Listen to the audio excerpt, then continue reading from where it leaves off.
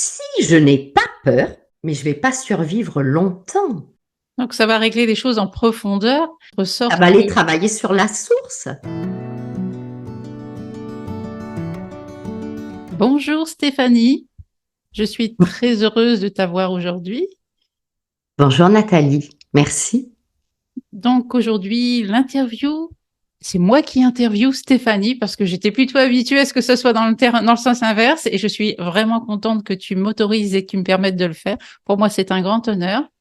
Donc Stéphanie Bani est thérapeute énergéticienne, enseignante depuis plus de 10 ans, 11 ans même.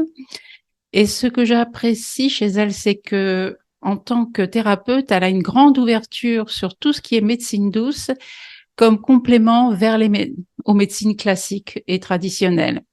Et plus particulièrement, tout ce qui touche au vibratoire et aux émotions. Il faut savoir que Stéphanie s'est formée à plusieurs techniques comme l'énergétique traditionnelle chinoise. J'ai noté la liste parce que tu as fait beaucoup de choses.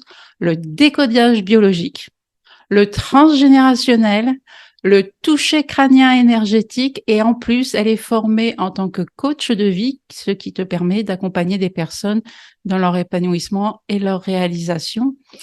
Et aujourd'hui, on va parler de ta nouvelle ou peut-être une spécialité que tu mets en avant plus particulièrement, qui est l'homéopathie émotionnelle.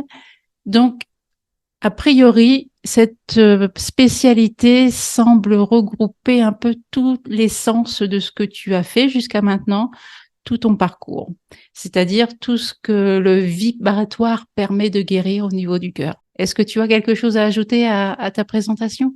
Effectivement, moi je dis thérapeute énergéticienne parce que je travaille avec l'invisible quelque part. Je travaille sur du visible, mais avec l'invisible.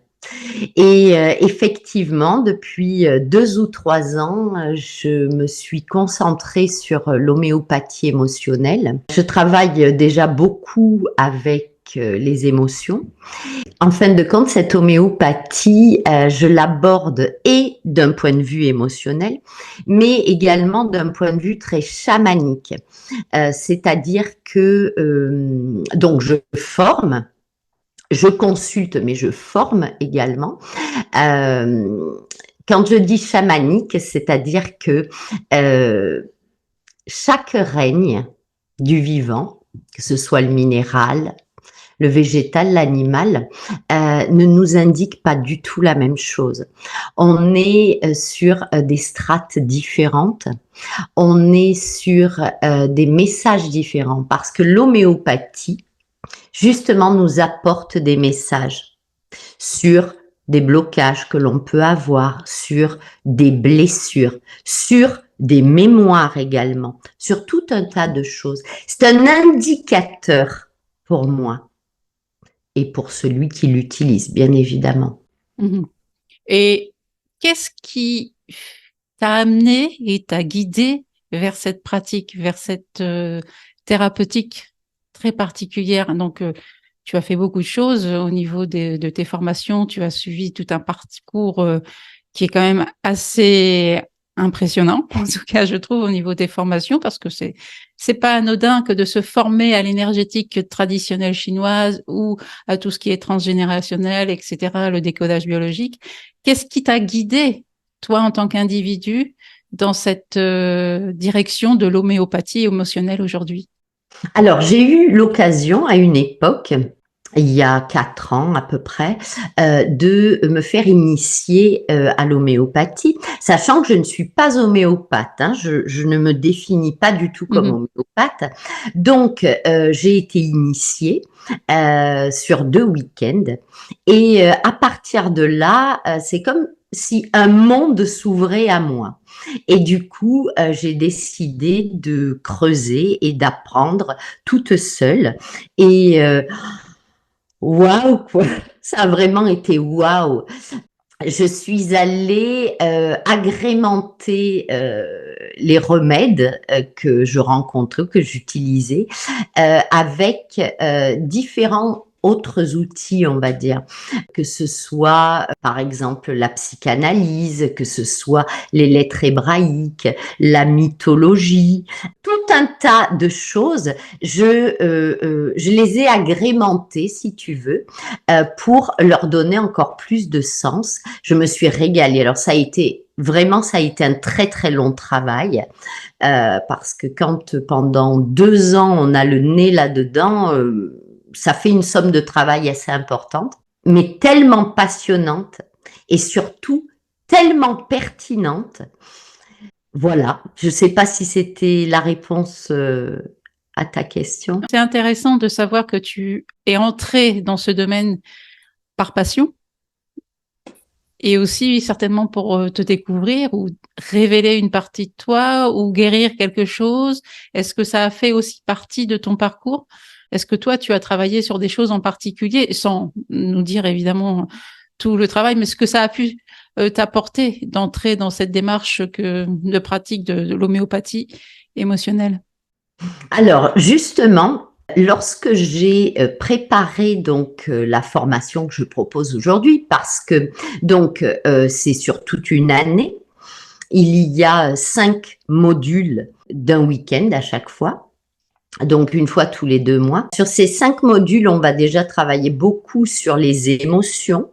On va aller vraiment en profondeur sur les émotions et on va voir pratiquement 130 remèdes. Donc, c'est vraiment un parcours. Je dirais même c'est un parcours initiatique. Et en créant cette formation, je peux te dire que je les ai comme tous traversés, les uns et les autres. Je me suis laissée traverser par la vibration de chaque remède. Et ce qui m'intéresse, c'est pas tant l'homéopathie, si tu veux, plutôt que la nature qui nous parle à travers l'homéopathie. La nature qui nous parle et que l'on n'écoute pas suffisamment, je dirais. C'est amusant que tu me dises de ça parce que j'avais noté dans les phrases à te dire, justement, qu'on entend souvent dire que l'être humain s'est coupé de la nature, mais moi je pense plutôt qu'il s'est coupé de sa capacité à écouter son cœur et surtout ses émotions. Quel est ton avis là-dessus? Complètement. D'ailleurs, c'est marrant que tu parles de ça parce que j'ai vraiment pris conscience. Alors, bon, l'homéopathie, tout le monde n'est pas obligé de connaître l'homéopathie. Je trouve qu'elle est particulièrement méconnue. Hein. Après, chacun l'aborde à sa manière. Il n'y a pas deux personnes qui la pratiquent de la même manière. Il n'y a pas deux personnes qui l'enseignent de la même manière. C'est vraiment très individuel, on va dire. Par contre, ce que j'ai remarqué, c'est que au niveau des émotions, les émotions, quand même, ça nous appartient à chacun. Les gens sont en général, sont dans une méconnaissance très importante des émotions, très importante de leur fonctionnement. Donc, ce que j'ai décidé, je l'ai décidé dans l'été, là, c'est de mettre au point des ateliers, justement, d'intelligence émotionnelle, je les ai appelés comme ça, mais pour justement aller découvrir tout ce qui se cache derrière les émotions, comment ça se passe à l'intérieur de nous. Qu'est-ce qu'il se cache derrière les émotions? En fin de compte, les émotions, déjà, on part du principe qu'il y a des émotions positives et des émotions négatives. Moi, je ne suis absolument pas d'accord avec ça. Il y a des émotions confortables et des émotions inconfortables. C'est pas la même chose. En revanche, chacune des émotions a une utilité, qu'elle soit dans notre quotidien, mais qu'elle soit au niveau biologique également. Les animaux vivent aussi des émotions, qu'on le veuille ou non, et elles leur permettent de survivre. Les émotions permettent de nous tenir en vie. Et ça, on l'a totalement oublié. C'est-à-dire que si, par exemple, je prends la peur, si je n'ai pas peur, mais je ne vais pas survivre longtemps. Je vais mourir très vite. vite, je vais me mettre en danger, je ne vais pas capter ce qui se passe autour, ça va être dangereux. Pareil pour la colère. Si j'ai pas la colère qui monte, je ne vais pas pouvoir me mettre en mouvement dans la vie. Hmm. Tu comprends ce que je veux te dire? Oui, c'est très intéressant. Et tu as d'autres exemples justement par rapport à ces différentes émotions inconfortables. Le fait de signaler que la colère, c'est justement permettre de se mettre en mouvement. C'est très intéressant. Mais complètement. Je te donne un exemple. Admettons, tu prends un animal sauvage dans la jungle, dans la nature. Allez, on prend un tigre, par exemple. C'est mon signe chinois, alors j'en profite au passage. Si tu prends un tigre dans la jungle, ce tigre, à un moment donné, il va avoir faim, il va ressentir la faim physiquement. S'il n'y a pas l'énergie de colère ou d'agressivité qui se manifeste, bah, le tigre, comment veux-tu qu'il court après une proie? Il va rester tout raplat dans son coin. Il va pas avoir l'énergie qui va aller alimenter ses muscles, qui va le mettre en mouvement pour aller justement chercher sa nourriture. Et c'est un peu quand on est face à une situation qui nous fait monter la moutarde au nez, et là on tape du poing sur la table et dit non, on va pas laisser les choses comme ça et on va mettre en place quelque chose. Alors déjà, il faut savoir que derrière toute colère, il y a un désir. Mmh. Et que pour satisfaire ces désirs, eh ben, il faut aller attraper le morceau, on va dire. Il faut se mettre en mouvement. Très bien. Tu pourrais dire à la limite que l'inverse, ça pourrait s'appeler de la résignation, par exemple. Mmh. Tu comprends ce que je veux te dire? Voilà, donc moi, je travaille les émotions vraiment de cette manière-là, c'est-à-dire dans toute leur utilité. Je les travaille aussi au niveau de leur lien avec notre physiologie.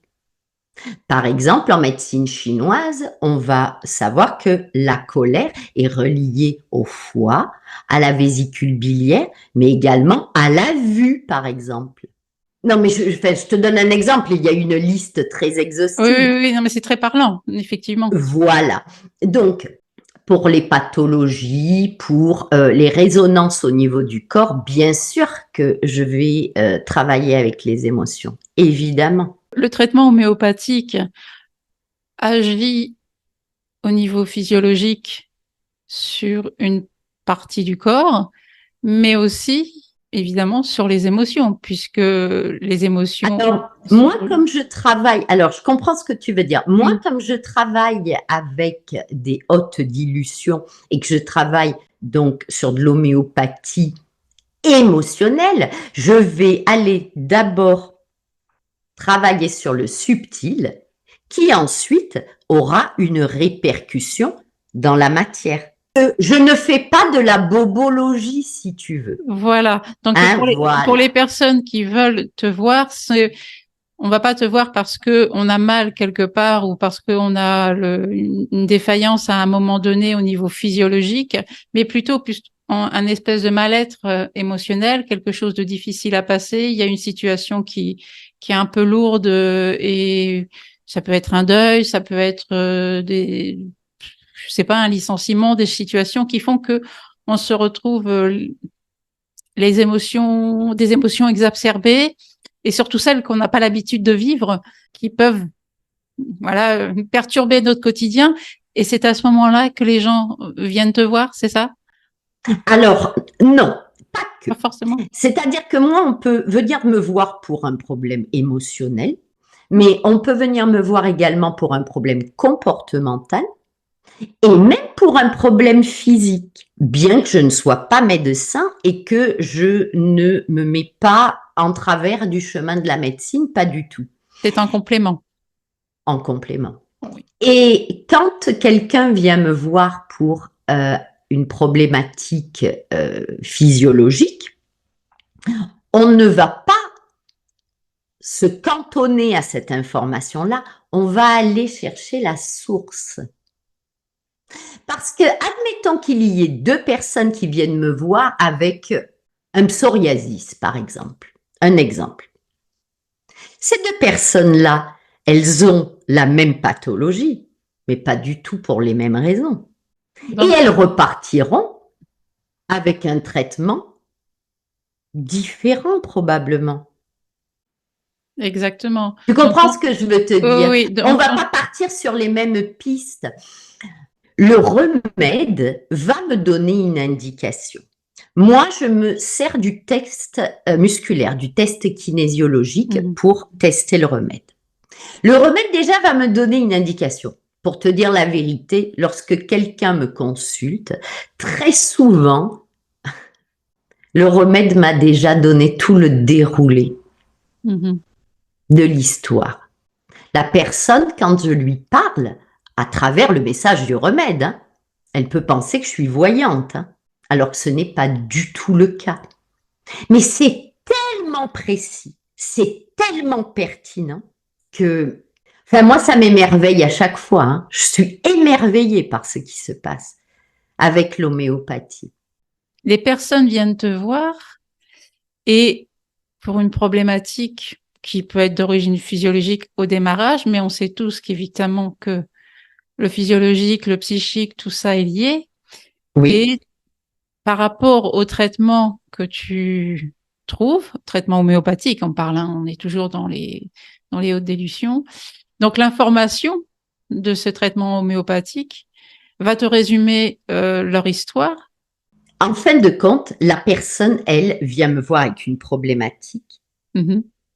Le remède va indiquer son état émotionnel, peut-être les blessures, des mémoires qu'elle porte, des traumatismes qu'elle a vécus, etc., etc.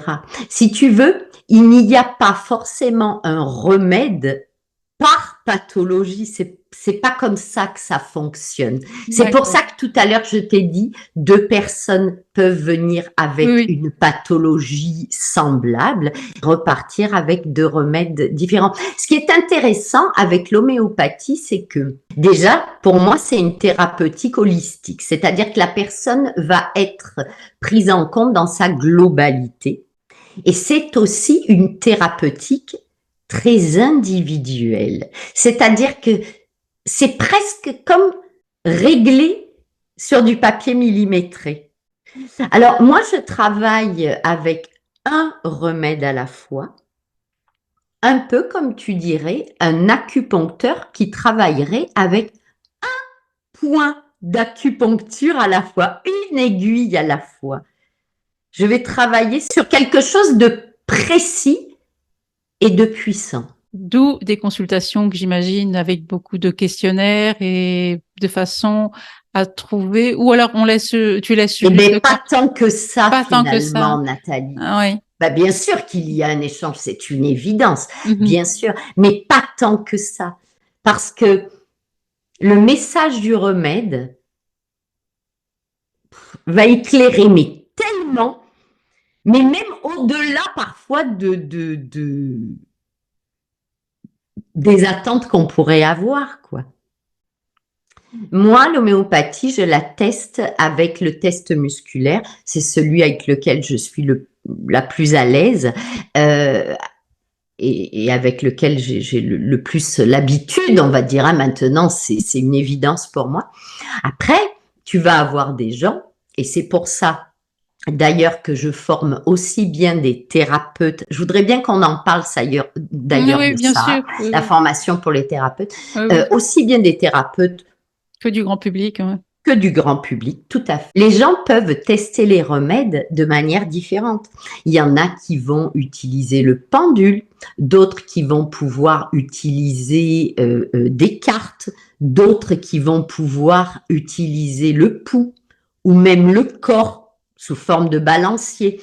Du temps que on a un moyen de tester, on peut voyager au travers des remèdes sans aucun problème. Parce qu'il y a une différence pour moi entre être homéopathe et utiliser l'information homéopathique. Ça n'a rien à voir. Moi, c'est ça que je fais. J'utilise. Tu n'es pas une prescripteuse, tu es quelqu'un qui J'utilise l'information qui va utiliser l'information, oui.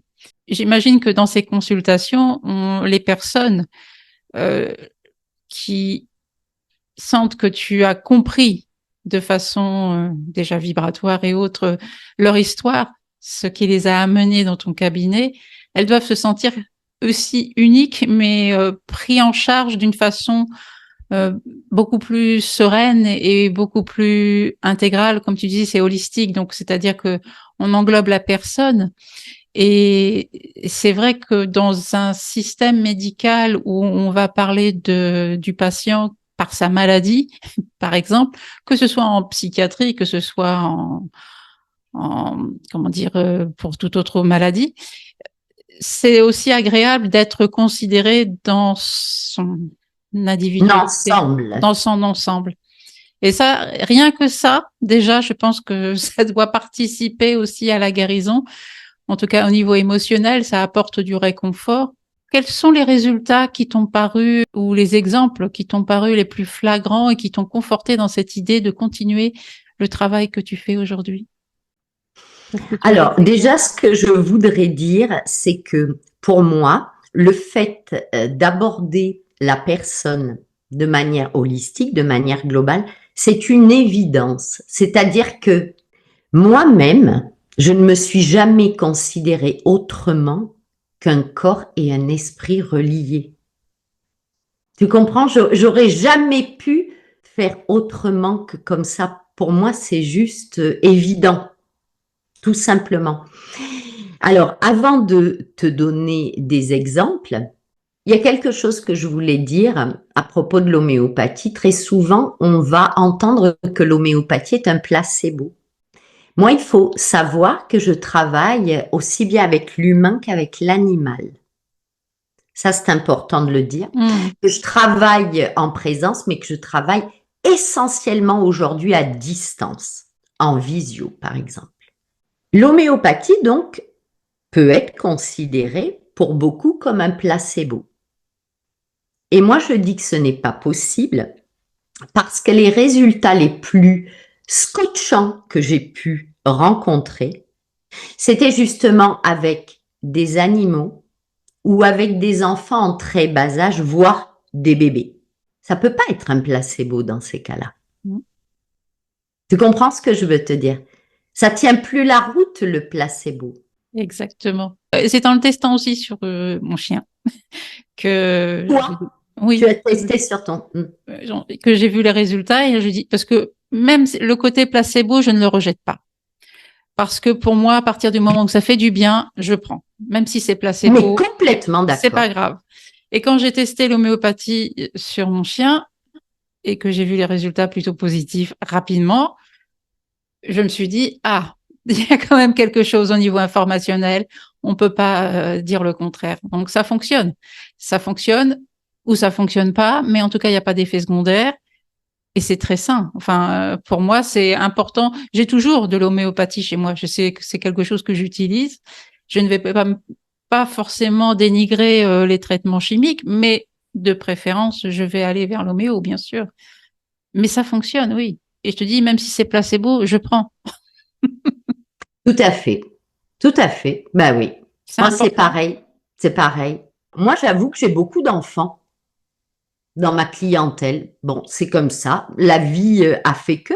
Mhm. Ben, alors, il va y avoir des troubles du sommeil, il va y avoir de l'énurésie, il peut y avoir des problèmes de peau, il peut y avoir des troubles ORL. Alors, tu vas me dire, mais c'est beaucoup physique, ça. Oui, mais tu te doutes que on arrive à travailler là-dessus parce que justement, on va aller voir dans l'histoire, dans le système familial, dans l'émotionnel, dans les choses qui sont vécues dans la vie de cet enfant ou même pendant la vie intra-utérine ou même avant sa conception, etc., etc.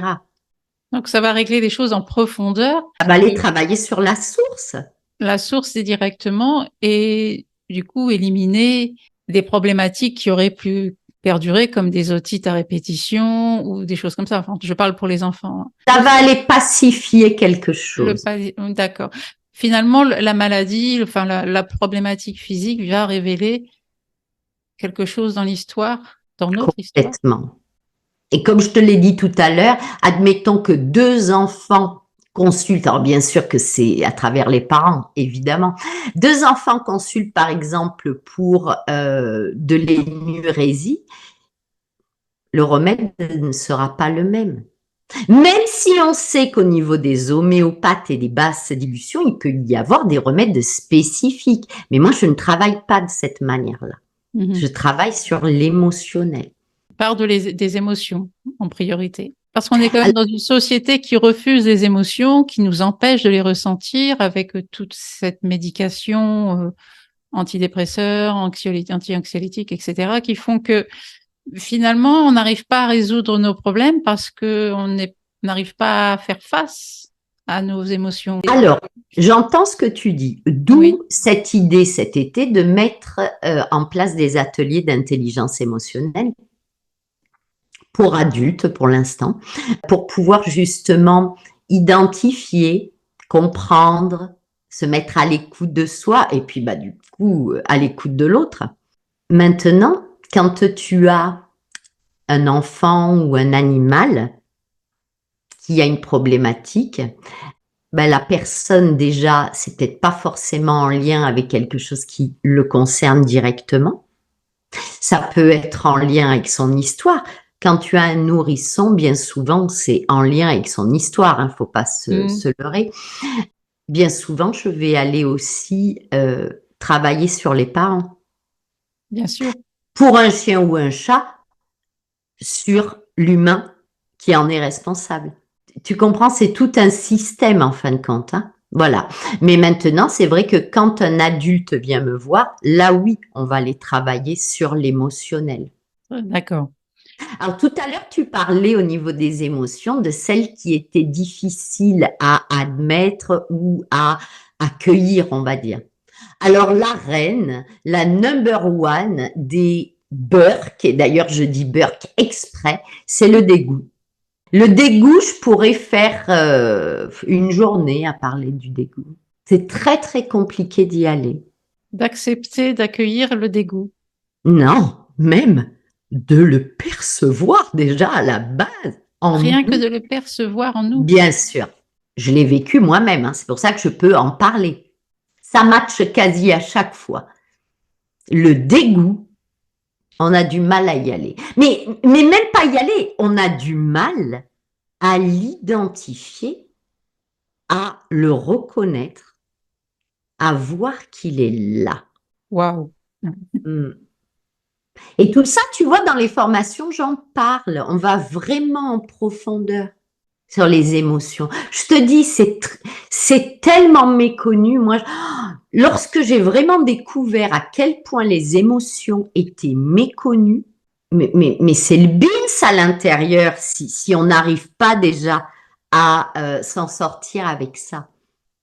Et oui, on est issu de plusieurs générations qui se sont coupées de leurs émotions et donc qui n'ont pas appris à vivre avec. Et nous, aujourd'hui, et surtout les nouvelles générations, se retrouvent avec des conflits intergénérationnels parce qu'il y a cette génération qui ne sait absolument pas gérer ses émotions. Non, c'est même pas gérer. Je n'aime pas l'idée de gérer. C'est plutôt qui n'accueille absolument pas ses émotions, ni alors encore moins celles des autres, et qui est dans le rejet, voire le déni total des émotions. Mais le système dans lequel on vit, le système économique, il est aussi basé là-dessus. Pourtant, le marketing, par exemple, ce n'est que de l'émotionnel. On va nous vendre quelque chose en travaillant sur l'émotionnel. Si j'achète ça, je vais me sentir bien, je vais me sentir heureux, je vais me sentir joyeux, je vais avoir l'impression d'être connu. Mais en même temps, il y a un déni total. Donc, il y a vraiment un gros travail à faire pour que les gens se reconnectent avec leurs émotions et qu'ils les acceptent. C'est pour ça que je suis contente que tu sois là pour en parler et avec le travail que tu fais. Mais c'est vrai qu'il y a un rejet total. Ce qui m'intéresse, c'est un parcours en 4 points. Déjà, identifier. Mais pour identifier quelque chose, il faut quand même connaître, avoir des bases. C'est ça. Comment on reconnaît ses émotions, comme le dégoût. Exactement. Je me demande même si je ne vais pas faire un enseignement en ligne spécial émotion parce que j'allais presque te dire c'est d'utilité publique. Vraiment. Donc, je disais d'abord identifier, ensuite comprendre. Comprendre à quoi elles servent, pourquoi elles sont là, à quel point elles sont amies. Mm. Et oui, elles sont mes amies. Ensuite, les accueillir. Elles ont leur place à part entière. À part entière. Et enfin, le quatrième point, les utiliser, c'est-à-dire les mettre à notre service. Parce qu'elles sont dès le début à notre service, mais qu'on ne le sait pas. Il me vient un mot, c'est hypersensibilité. J'ai une vision de ce mot plutôt négative. Ok. Alors, tu veux qu'on en parle un peu? Oui, je te Ok. partage ma vision ou tu commences, Eh vas-y. bien non, je t'écoute. Partage-moi ta vision. L'hypersensibilité a eu quelque chose, a eu un effet positif, le fait de parler des personnes qui sont au plus proche de leurs émotions et qui ont des réactions face à leur environnement, que ce soit des personnes ou des situations. Mais en même temps, ça catégorise ces personnes en disant qu'il n'est pas normal d'être aussi sensible, autant dans les émotions.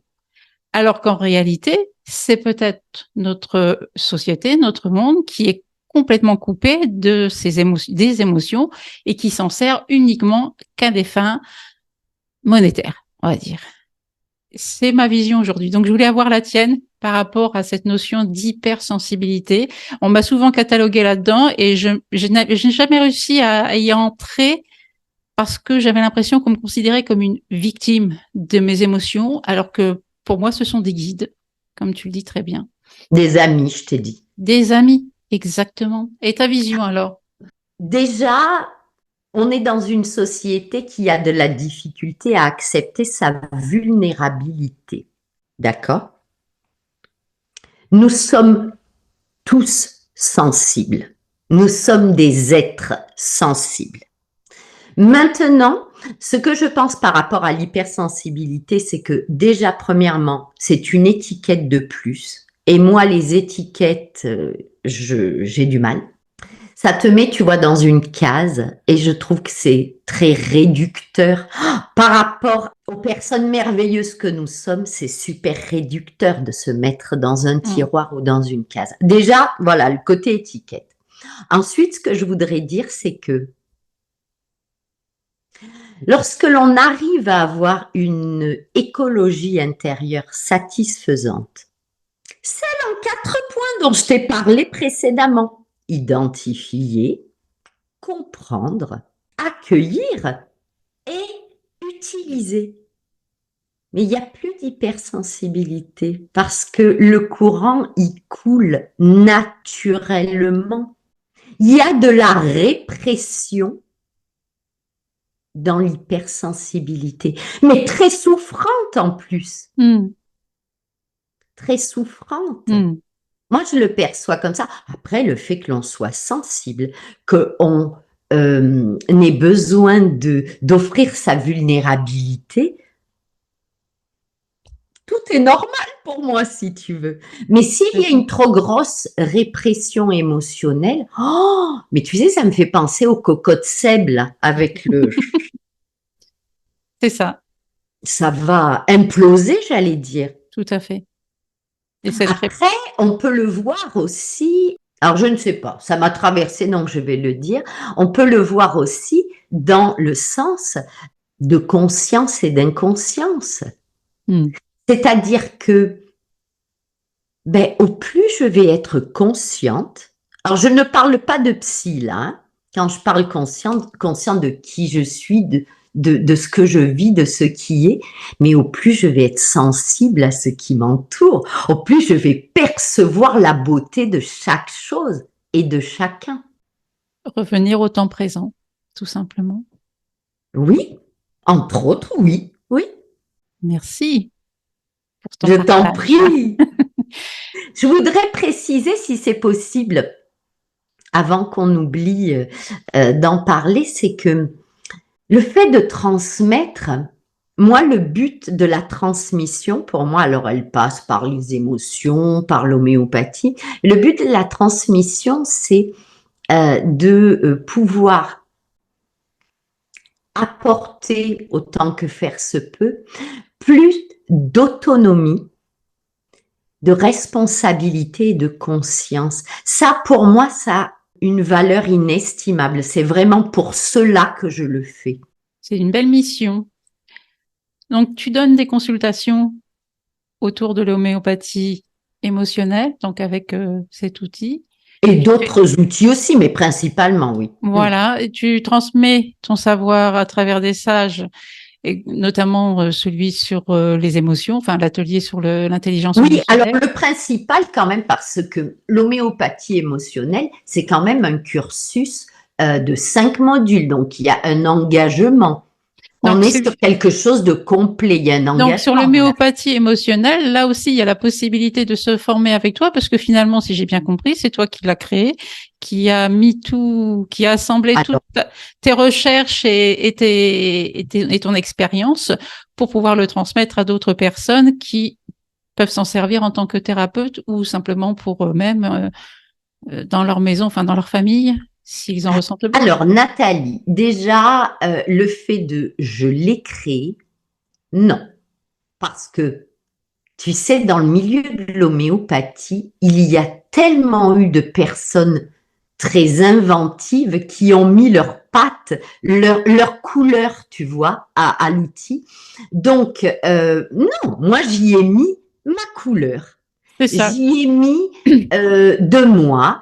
Je la transmets comme je l'appréhende, à ma manière, euh, qui ne ressemblera à jamais à aucune autre, quoi. C'est vraiment ma couleur, ma teinte. Je sais pas comment te le dire. Si tu préfères, on va le dire comme ça. Donc, aux couleurs de Stéphanie, il est possible de suivre les stages d'homéopathie émotionnelle. Donc, ça s'adresse aux thérapeutes, mais aussi au grand public. Tout le monde peut apprendre. Alors complètement. Faut savoir une chose, c'est que pour le grand public, déjà, ça peut être un outil très intéressant pour pouvoir apprendre à s'écouter, à se comprendre.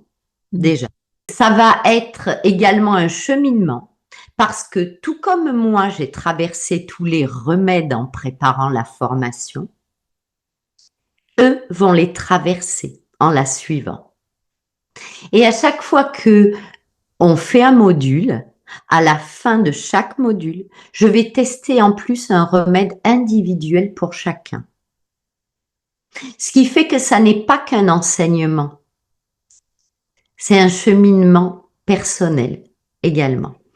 En ce qui concerne les thérapeutes, alors bien évidemment que moi je vais inviter les thérapeutes à venir se former à ce que je propose, dans le sens où, mais quelle belle nouvelle corde à leur arc, quoi. Oh, alors il y a des ostéopathes, il y a des naturopathes, il peut y avoir des hypnos. Par exemple, je pense à un hypnothérapeute qui va utiliser le message du remède pour monter son induction hypnotique. Ouais, c'est Mais quelle, super. mais quelle merveille! Mais Mm. quelle merveille! Il peut y avoir, alors attends, je sais plus ce que j'ai dit quoi? Ostéo, Mm. hypnothérapeute, naturopathe, des kinésios, bien Bien sûr. sûr. Mm. Ça amène des informations. Complètement, oui. Voilà. Après, j'ai pas la liste, mais je te dis en particulier ça. Euh, des coachs, pourquoi pas? Après, c'est nos limites. Oui, bien C'est, sûr. je travaille dans l'accompagnement. C'est un outil pertinent qui peut amener un gros plus, selon moi. Moi, je sais personnellement que ça a changé ma pratique. Euh, Ça a bouleversé ma pratique. Au point d'en donner des stages aujourd'hui et de l'enseigner aux autres. Tu sais, je me suis servi de la période Covid, confinement, où tout s'était grandement ralenti, pour justement mettre au point l'homéopathie selon ma manière de l'aborder. Cette période-là, elle m'a été beaucoup utile pour ça. Oui, et du coup, c'est la deuxième année que je la propose, et c'est voilà, ça me met en joie. Ça donne vraiment envie, en tout cas, d'y assister. Et tu fais donc tes consultations sur des êtres humains et aussi sur des animaux. Sur les animaux, complètement. Aussi. Ça, c'est super intéressant, justement. Bon, on en a parlé un peu plus tôt et je trouve très bien de le rappeler parce que nos amis, nos compagnons de tous les jours ont aussi besoin de ce soutien et quelque chose de sain, de facile à mettre en place. Et ça permet aussi aux maîtres, au gardien, j'aime bien ce mot. Oui, ou à l'humain qui en est responsable. L'humain qui en est responsable, de s'impliquer aussi dans le bien-être de son animal de compagnie. De toutes les manières, tu sais, aussi bien le conjoint que l'enfant que l'animal est notre miroir. Hein. Il paraît. Donc, moralité, quand on vient avec son enfant ou avec son animal, parce qu'avec son conjoint, on ne vient pas forcément amener son conjoint en consultation, on se rend compte qu'il y a beaucoup de choses qui partent de l'humain ou de l'adulte. Évidemment. Évidemment. Superbe. Merci beaucoup, Stéphanie, pour ce partage. Si tu as encore quelque chose à ajouter, le mot de la fin par rapport à tout ce que tu Alors, le mot de la fin, déjà, j'ai parlé de cette importance de l'autonomie, de la responsabilité. Oui, très important de le signaler. Moi, j'ai un rêve qui est lié à ces trois mots-là. C'est vraiment de s'accompagner soi-même, de savoir être là pour soi, de savoir être bon avec soi, de savoir s'écouter, de savoir se regarder. Parce que je pense que tout part de soi en premier. Vraiment. Après, je pense que j'aurais 1000 autres messages à faire passer, mais on y passerait la nuit dans ce cas. Je vais garder celui-ci, s'accompagner. Oh, s'accompagner, oui, s'accompagner. S'accompagner. On est tout le temps avec soi. Exactement. On passe toute une vie en compagnie de soi. Il paraît qu'on finira avec soi. Nos vieux jours avec nous-mêmes, exactement. Donc, c'est bien de s'accompagner, oui, effectivement. Merci beaucoup, Stéphanie. Je suis contente que tu m'aies proposé ça, Nathalie. Parce que d'habitude, c'est vrai que c'est moi qui t'ai interviewé et que je trouvais rigolo. Ce retournement, j'ai trouvé ça rigolo. Et surtout, si vous voulez des informations complémentaires, n'hésitez pas à aller voir dans les liens de la description le site de Stéphanie Banny. Je crois que c'est stéphaniebany.com. Alors, c'est Stéphanie Bannis. J'y tiens à ce S à la fin. Voilà. C'est www.stéphaniebannis.com. Exactement. Je le mettrai, je l'afficherai pour qu'on ne l'oublie pas. De façon à aller voir sur ton site, donc, les différentes manières de te consulter, de te contacter. Je suis dans le Var pour information. Dans le Var, oui. Mais tu fais les consultations à distance, donc c'est aujourd'hui, grâce à la technologie, tout va bien. On peut se voir à distance. On peut suivre tes formations à distance aussi, donc c'est merveilleux. Exactement. Ça va très bien. Tout à fait, en visio. Je mettrai tout ça en description et aussi certainement sur la vidéo. Donc on se dit à très bientôt. Merci encore, Stéphanie. Merci infiniment, Nathalie.